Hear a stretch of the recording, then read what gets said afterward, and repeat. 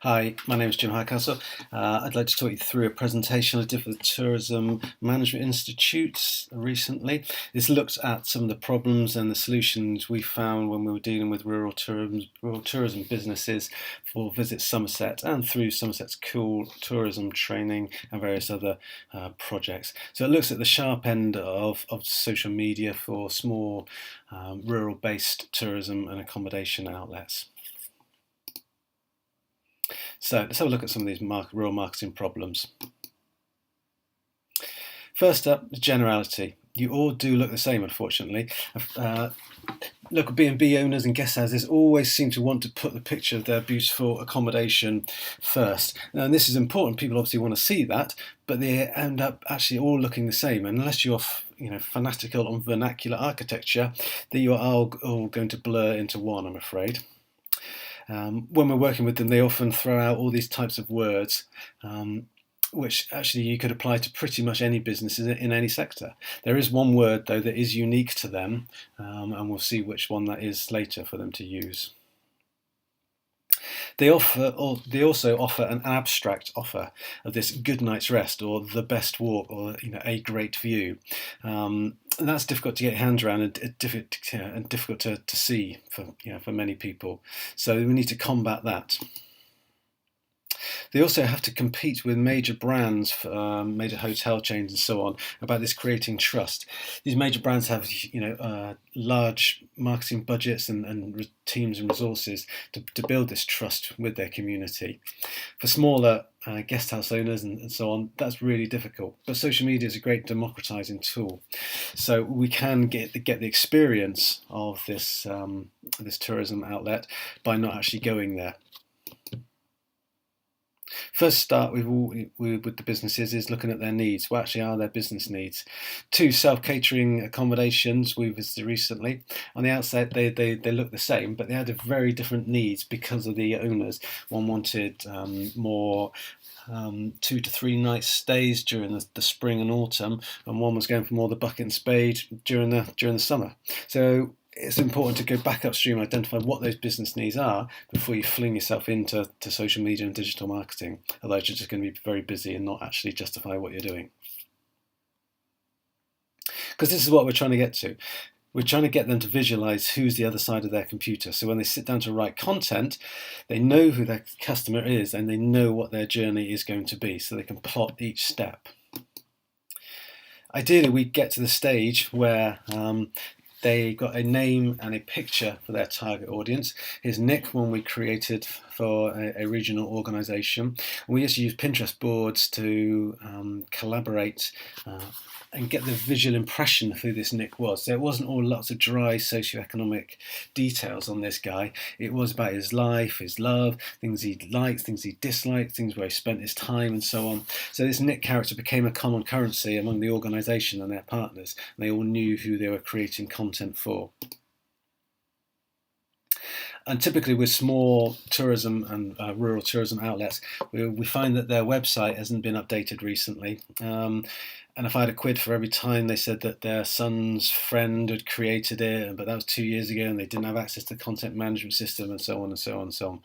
So we recommend creating a job description for your website, a one-page set of tasks for your website.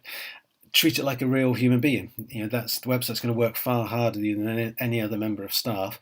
So it should have its tasks and be reviewed regularly, be brought into team meetings and so on, so you update it regularly and so on and so on. The social media rule of thirds is really important. And it's a mainstay of all of the Viper training, is that we all want to promote ourselves through digital marketing, and that's accepted. But if you do that all the time, people again will develop a blind spot for you. So this has got to be balanced by pointing people to other relevant and interesting information, not necessarily about yourself. It might be reviews of local restaurants or free offers. It might be funny videos on YouTube, anything else, just to keep people's interest going that you're not directly selling to them, because people generally don't like to be sold to. It's also called social media for a reason, so be personal. Many people love the characters coming through of, it's the classic kind of pub landlord. People want to see that personal approach. Certainly if they're coming to come invest time with you and stay with you, they don't want to come and stay with a faceless organisation. They can do that in city centres and so on. If you are, if you have got something unique and you can tell that story, then do it through social media. Okay, there's the small bit of strategy, and we don't mention strategy because you have to bear in mind when we're working with these small companies, literally they're working off the farm table sometimes. So it's these three words that we use. It's awareness, conversion, and retention. And each digital marketing tool should take people down through these stages. So that you create awareness, you lead them to the conversion, which is where actually they'll book with you or stay with you or give you money for something. And then it's the retention of how do you keep them as a customer. And it's as low tech and as simple as this. It is writing it down on post-its and put it on a flip chart. But that's the easiest way of people understanding the connections and how they can make small incremental improvements that improve the overall picture. If you ask them to improve their marketing at once, it is just too much. They wouldn't know where to start. But by breaking it down like this, people can see the small steps, see where the priorities are, address those, and leave the other bits for later.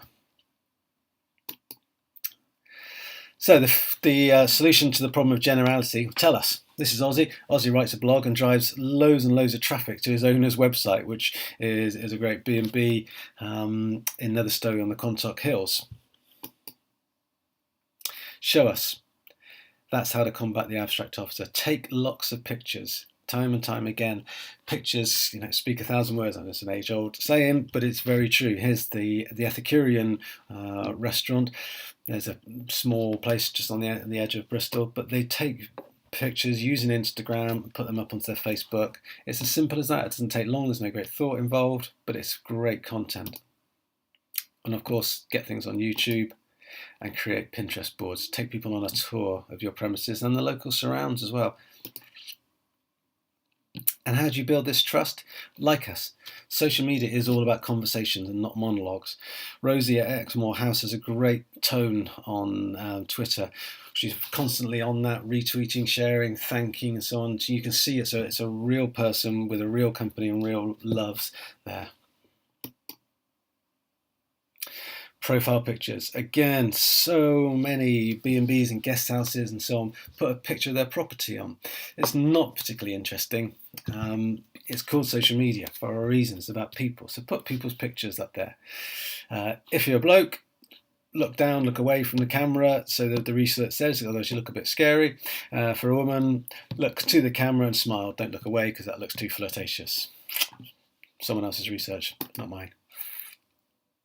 So, the problem of generality, tell us. The problem of having an abstract offer, will show us. And the problem of creating trust, like us and talk to us. Because it's all about advocacy and sharing, and that's how that happens. And what was the solution to the problem of generality? That one word was you. You are the main point of this social media. It's you, it's your voice, and it's your tone that will win people over, create awareness, get that conversion factor going, and then retain customers. And that's how you do it through social media. We don't have a magic wand, you just have to start. Because that's how you'll build your confidence, and it's through the planning, the awareness, conversion, retention stages that you'll build the justification for each tool, so you know what it's there to do and you won't just be busy without achieving anything. So these are all social media signs into your business. Right, over to you. Off to get started then.